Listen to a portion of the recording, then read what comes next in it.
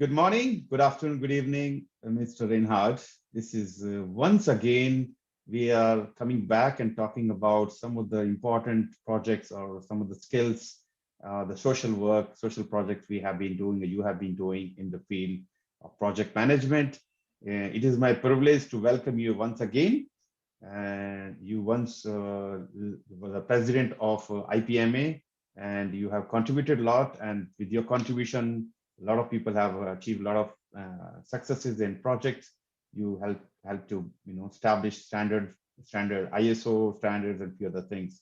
So as we have been talking for last few weeks now, maybe months now, we are bringing new topics and discussing topics, projectification in the corporate world, projectification in the social world.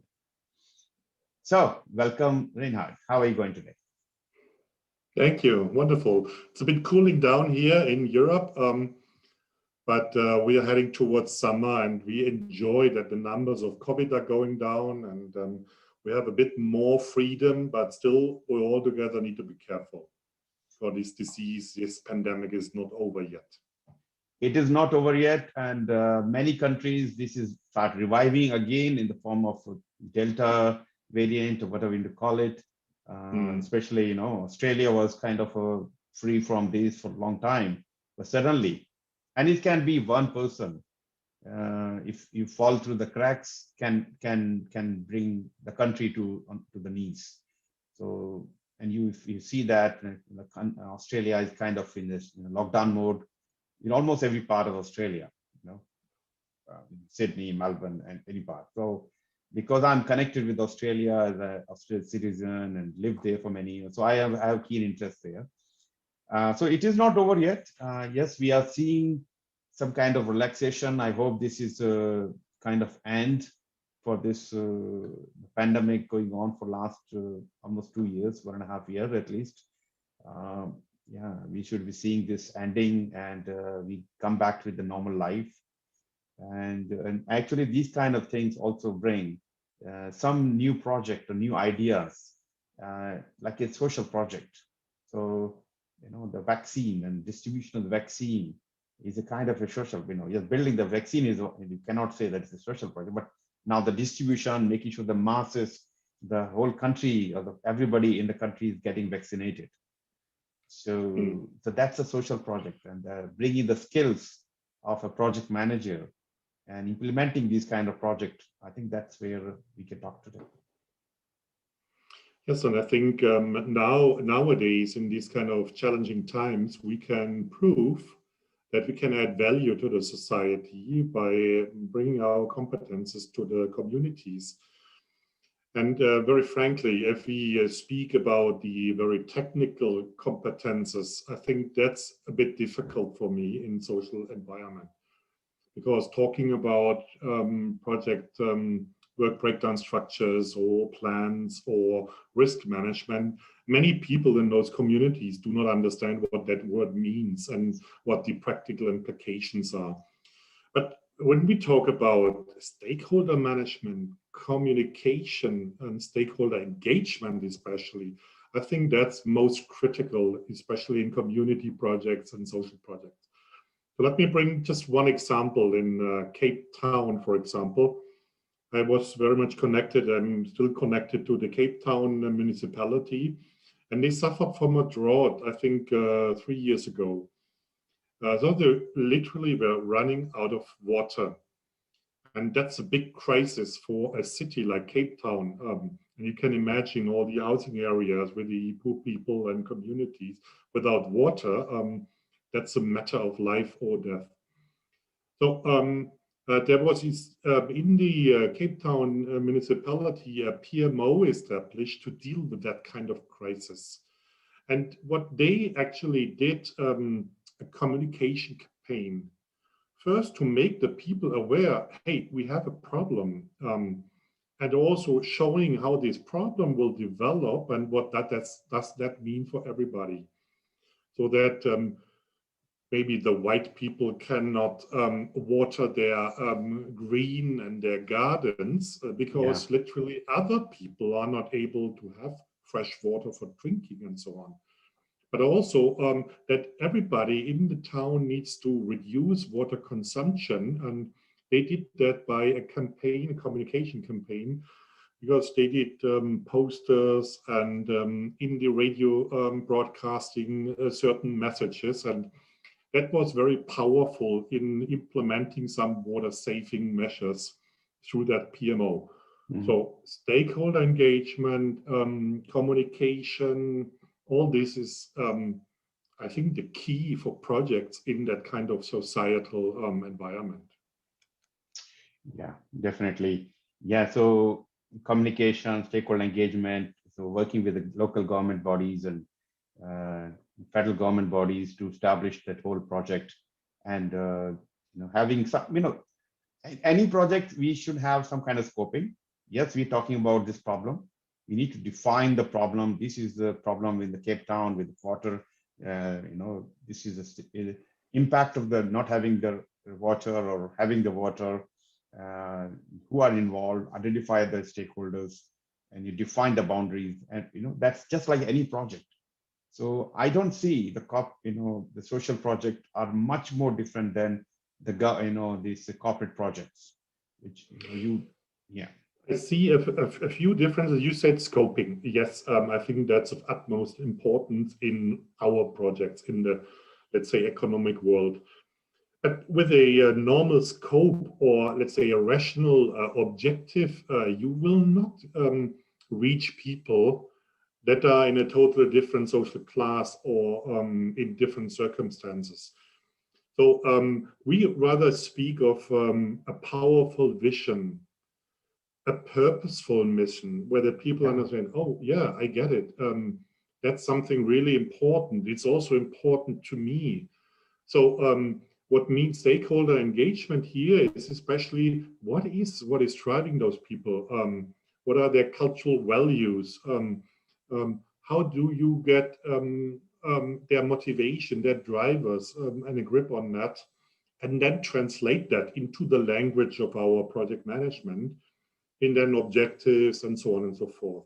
And the second thing is, I always call that framing of a project. It's not so much about a certain output of the project. It's rather the outcome, the benefits, the long-term effects we have in a project. And that's really very critical in social projects, because we have scarce resources. We have often not enough time to do things like that. People are not really aware of how project management works. So we need to show that there's an outcome that helps the community, helps the chief of that community, or the people directly. At water, it's very clear we need to have fresh water for the next, let's say, 3 or 4 months. And people understand if the water level is going down, and by that project we can again raise it by not consuming the same amount of water per day. And that's an outcome that they will understand, okay, we can ensure our fresh water delivery. So I would say framing in those kind of societal projects is a different one, more, let's say, emotional in the vision statement, in the benefits that you address, but also more in the long-term outcome that we address in that project, and not so much on the short-term output of a project. So that's the difference, I would say. Yeah, so yes, we need to solve the short-term problem, which is getting water to everyone. At the same time, we need to think about, hey, what about long-term? This way we can probably survive this difficult time, but what about the sustainability of the benefit we are producing from this? So maybe some kind of a water treatment plant, or maybe desalination plant, which can be, you can start now for the future generation, maybe next 2 years, 3 years, that will be ready. But yes, we still have to look at the current problem, and medium-term problem, and the long-term problem. Absolutely, yeah. And all these, let's say, time periods were considered. You have certainly in such projects a short-term perspective where you need ad hoc to react or have a response. And in that phase, typically project management is not so effective because you have other forces like military, police, or first responders, whatever it is. But then in the medium time zone or in the long-term time zone, I think we are most effective in what we can do. And this is why we also need to show the long-term perspective of our measures of that project, to show it does not help if we now just sort that problem today and tomorrow, because then next week it will show up again. So we need to have a long-term perspective and engage people in that. And in Cape Town, by the way, it was not just desalination and so on. It was simply saving fresh water by very small things like shortening the shower time, or saving the water from the shower and put it to the plants and wash your car with it, and so on and so forth. So very simple things where the people can understand, yeah, why not? But they also have the resources doing it, and just implement it. And I think that keeps the momentum in the long-term direction. Yeah, so that's where you mentioned the communication, TV advertisements, radio advertisements, newspaper ads, to encourage people to take some steps. Sometimes people don't see that, hey, this is not my problem. This is for the people living in that area. I'm getting full water. I'm in the hotel, which is 5-star hotel. I have luxury. No. You have equal responsibility. And that message should be going out to the right people in the right format. Yes. So, and you only get them if you have a really powerful vision, if you communicate that vision also, if you touch people, let's say by heart, so that they understand, it's me, it's not anyone, it's me personally. And so the people start doing something. And in Cape Town, it was very powerful, and very quickly they could overcome that problem. Yeah. And this is kind of my experience also in many other projects. If they see also the effects of, my personal involvement helps, like in that Africa project, building a school with the Maasai, people need to build it by their own hands. So they value also what they build. We also established a water pump, so they can have their own garden, a jamba. And so they can do their own cooking for the kids for lunch. And that's very powerful. So they value also those things more, if instead of bringing just money and say, here's someone building it and you just use it. No, engage people. I think that's powerful. Yeah. That's where the coordination with the other people come in picture. Like you mentioned that local bodies and the chief of the city or the whoever, we need to get their blessings. They need to be aligned with the project vision. You might like to do something, they have some other things going on in their mind. So showing them the bigger picture is, I think that's where very useful for them. Absolutely. Yeah. And I can also speak about a very personal experience, Dharam. I think sometimes we just think we are project managers. We manage a project for somebody to develop something. But if you make the project your own journey, I think that's very powerful. So I'm just wearing the T-shirt of the company I was with, 2008 on Mount Kilimanjaro. That's the highest mountain in Africa. It's close to 6,000. And we climbed that as a team, and we did all that journey as a project. And it was our project. Mm-hmm. We called it our journey to ourselves. So why? Because we had a goal, and that goal was not to climb that mountain, but to overcome our own obstacles or hesitations and reach something extraordinary. We need to have a plan, and it was a 1-year project. So we planned every step in preparation and execution, climbing. But I can also tell you that the second half of that descending from that mountain and then reviewing it, doing the lessons learned, coming back home is the very difficult part of it. And we had certainly many risks to overcome because 6,000, you can imagine, this is an altitude where you have lack of oxygen and many other things. You're fighting yourself. But you can imagine also if you achieve that and all the 12 people of my team really reached the top, we did a photo. It is so powerful that you experience that product management is not just a method that we apply, it's our learning experience, it's our own journey. And basically we came back in 2008 and I can tell you our big boss said, okay, don't talk about it because it was financial crisis. And so the message of climbing as Mount Kilimanjaro was not well received.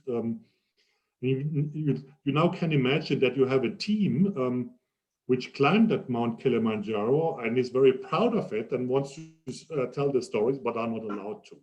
What did we do? We did a recap or review workshop in a classroom, climbed chairs and desks to have this same experience again, and people were really crying. So it was really touching everybody of this adult team that we achieved that. And so that's my message, that we need to do the project as it were our own project, that we do it for ourselves, that this is our journey, and overcome all our hesitations and set something in place. I think that's what projects are to me. And everybody of us needs to do something like that once in your life. Yeah. So I was involved in one of the social project. We started that in Gold Coast. Gold Coast in Australia is one of the most beautiful places. If you ever go to Australia, you don't want to miss Gold Coast. That's the tourist place with the beaches, with the mountain, with and all the theme parks. Everything is there. I mean, that's a tourist city. So I was working with the group, and the purpose was to help the homeless people. So there are a lot of homelessness in the city, as in most of cities is growing again more and more, and the lot of local bodies or charity organizations working. They have their own view, own vision. They want to help them. They have the intention. But what was happening? Some people are getting a lot of benefit, the homeless people. Some people are getting nothing. So we realized that we need to have a system where the distribution can happen fairly. That was kind of a short-term goal to get people, people in need. They need shelter, the food, the clothing, the bath, and medicine. There are many things they need, but they don't have access. They don't have the means to achieve that. So we built an app-based product. It's a real-time system where anybody who needs something, they can request, or they also can see where the supplies are coming. So that was a lot of coordination required with all the charity organization, with the local bodies, even the Queensland government, to get their blessing as well, because we kind of stepping on their toes as well. But now, because we are collaborating with them, the relationship becomes so powerful. They see that their project, and they got engaged, they were involved. And now having 7, 8 charities, they're providing different services using the app, and believe it or not, almost every homeless person had the mobile phone with the, smartphones. You think they don't have food, but yes, smartphone is more available than food. That's true, yeah. So we were able to, get to the point where all the services are connected and people are getting services. Yeah, so that was the short-term objective. But now I was asking question as, okay, hey guys, we have kind of solved this problem, but what about removing this homelessness? That's another major thing we can think of. yes, the distribution is happening equally good, but what about the long term with having less people on street? Believe it or not, some people are in real in a bad situation. They are pushed into this situation because of job loss, family situation. But some people made it. It's actually a profession to them. As a homelessness is more like interest to them. Anyway, so that's a separate topic. So these kind of projects need a lot of collaboration and long-term vision, short-term vision to get right communities, right organization together and achieve that. And you know that as a project manager, monetary, there's no benefit. Rather, you putting your money into this sometime, if you don't get any funding from a big organization, you putting your own efforts, your own money, and but the bigger cause is in your mind that helps you to keep going. They mentioned about the vision, having the vision, clear vision, what you want to see out of this project. Yes, but now you are explaining also the same kind of situation, that we are not talking about all the detailed methodologies or tools that we typically use in an economic environment for projects, but it's more the big picture. It's more the strategic view. It is the collaboration, project organizing, I call it. And that's also the level where you can speak to people that have never heard anything about project management. But because they understand, okay, we need to have a long-term vision. What do we want to achieve with that? And that's, I think, the key thing in projects. Know where you want to go. And then certainly you need to have at least a plan. Okay, what do we do now next in the next weeks or month? Okay, but it's not drilling down these planning techniques to all the details, because people would not follow. They don't see a value in it. But they understand it. You need to have a phased approach and do at least a rough planning. And these kind of things, and also thinking what could happen, what kind of risks or uncertainties will be there. So you see, selected steps of our project management process and methodologies are very useful in societal projects, but now it is more the soft side, more the organizational side, more the engagement of people in this process that is important in community projects or social projects or whatever you could call it. And that's why we need to focus more on that and help them. And I think we talked about it also, is the culture and the context we are working in. Oh yeah, culture and the context, definitely. Yes, I think we touched on that, did not do much about it, but I think culture is very, very important. What is culture? It's all the history. So I think we need to understand, how did that situation develop in the past? What are the values and the beliefs and the meaning systems of those people involved? Because if you do something wrong, they would just not follow. They would deviate from what you have planned or set in place. And so it's very important that you also elaborate what is the cultural set that you are working in, and what are the do's and the don'ts in that set. And that may be simple things, certain days you don't work, or the prayer pauses in Middle East that you need to consider, or food stuff. So sometimes there are so many traps that you could end up in a project, that you really need to take the cultural context into account to be successful. Exactly, cultural part is very important. So I think the message we have is, while yes, social project done, many projects are done with some level of project management, but if you can mature your project management, yes, not to the book, what mentioned in the PEM book, but some portion of that, and make the best use of that. You need to understand the situation.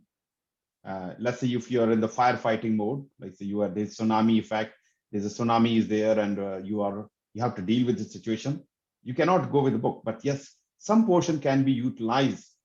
Yes, you cannot go and sit in the, let me do my project management schedule and let me do my risk management. No, it doesn't work. You need to take portion of that and apply them as fast as possible. So agility is very important in some situation.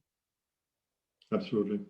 So you need to translate it into the context. So once I worked with a women group in Nepal, because in Nepal, the problem is that many of the men go to the Middle East and work there. And I think they stay there for several years, and maybe they come back. Sometimes they don't come back. So the women are with their children, and there's no man supporting them financially. And so they need to organize. So there are some groups that do some homework and arts and crafts. And so their problem was, how do we sell that?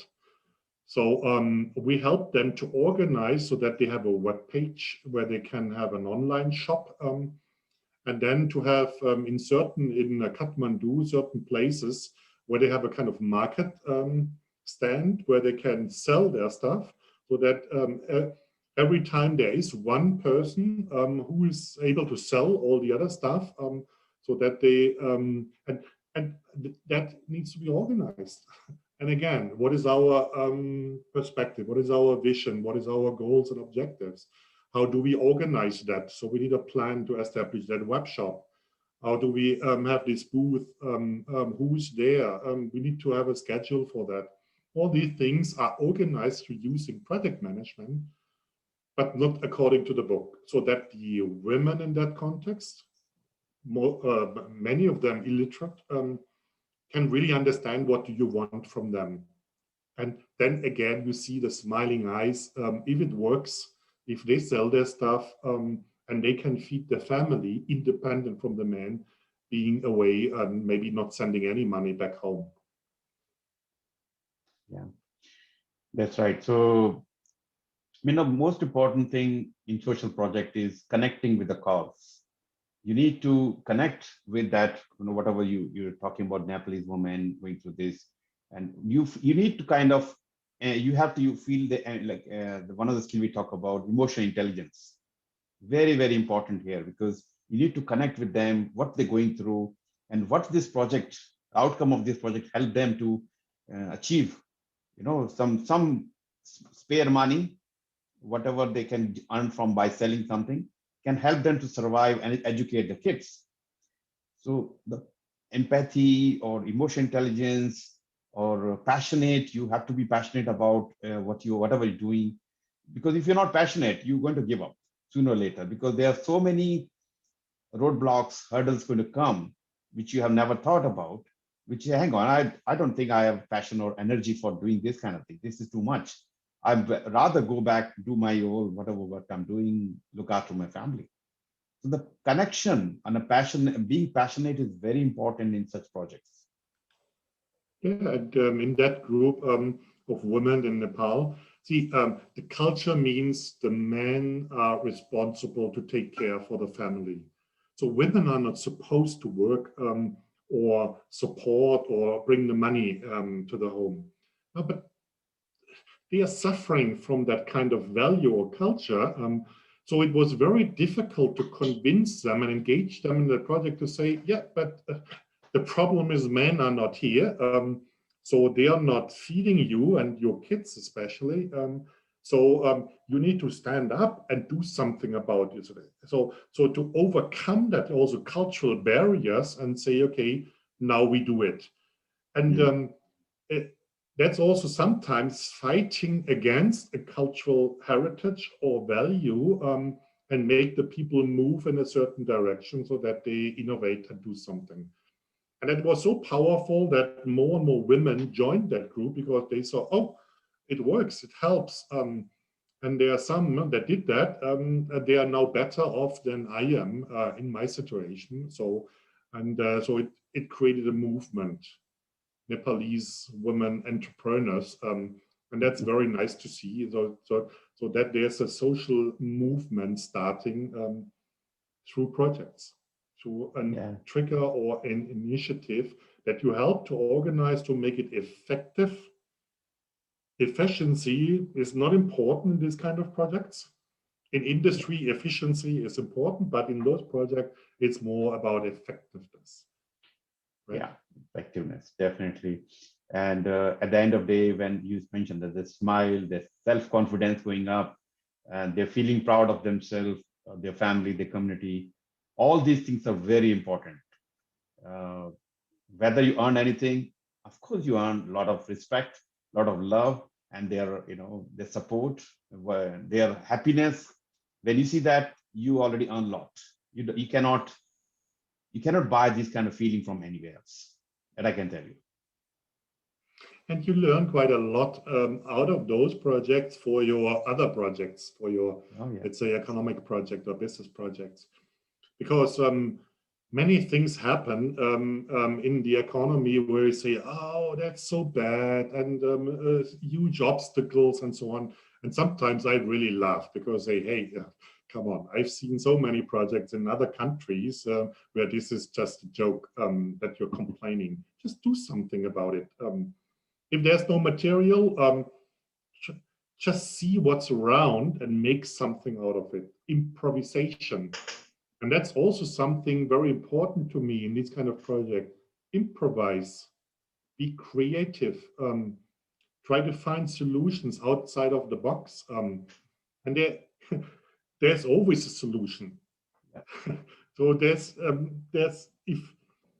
if there's nothing, that you can always do something with nothing. And I think that's the power of project management or project organizing. And if you demonstrate that, people will just follow you. Exactly. Good. I think a lot of learning from this discussion, and I think people are gaining something out of this. That your experience, some of my experience, and some skills which they need to be collaborative, a good communicator, working with different stakeholders, being passionate, having emotional intelligence, and staying connected with the people and with the project. Really, really important. So it means to be a complete project manager is not just learning methodologies and techniques of doing projects. It's what you said, the emotional intelligence, the people side of projects. It is also the change side of projects. So how do we change the behavior of people in a certain situation? It is strategic thinking, long-term thinking. So towards the end and beyond that deliverable that we are supposed to bring. And it's a lot of collaboration and working together and engaging people. I think that's the competences that we really need to the table. Yeah, that's project management.